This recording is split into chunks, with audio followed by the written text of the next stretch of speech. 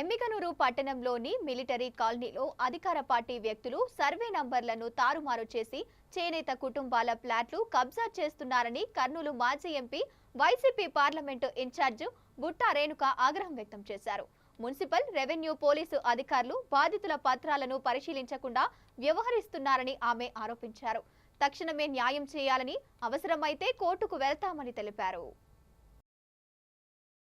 Legal గా ఏ విధంగా fight చేయాలో ఆ విధంగా వీళ్ళకి సపోర్ట్ చేస్తాను. న్యాయం జరిగేంత వరకు తప్పకుండా ఉంటాను, నిలబడతాను.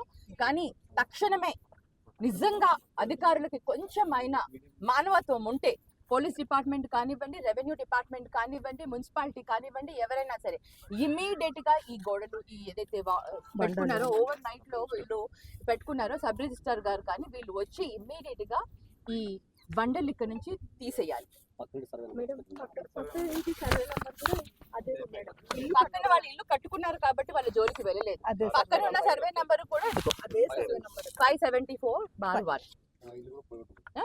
వీళ్ళది కూడా 571/1 ఉంది, 574/1 ఉంది. కానీ ఇదిగోండి ఎవరిచ్చారు సర్వే రిపోర్ట్ ఏమని ఇచ్చారు, మీది ఈ నంబర్ ఉంది, ఈ నంబర్ని మీరు 575B కింద మార్చుకోండి వచ్చి అని.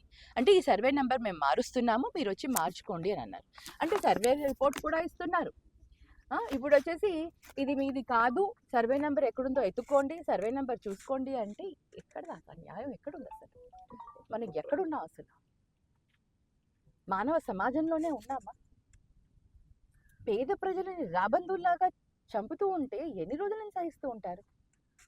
మీకు సంపాదన చేసుకోవాలని అంటే ఇంకో దగ్గర పోయి ఏమైనా చేసుకోండి. మీ ప్రభుత్వం ఉందిగా, కాంట్రాక్ట్స్ తెచ్చుకోండి, ఏమైనా చేసుకోండి.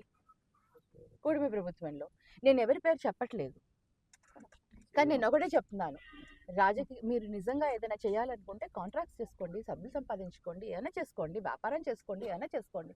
కానీ కబ్జాలు ఏంటండి? పైసా కూడబెట్టుకునే వాళ్ళకి తెలుస్తుంది వాళ్ళకి ఆ బాధ అంటే ఏంటో.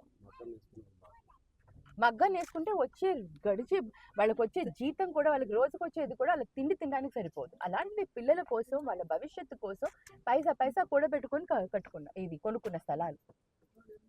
వాళ్ళకి ఎవరు సపోర్ట్ లేరనా ఈరోజు ఇంత దౌర్జన్యంగా ముందుకు వస్తున్నారు? మానవత్వం అనేది లేకుండా పోయిందా అనేది ఒక్కొక్కసారి బాధ వేస్తుంది.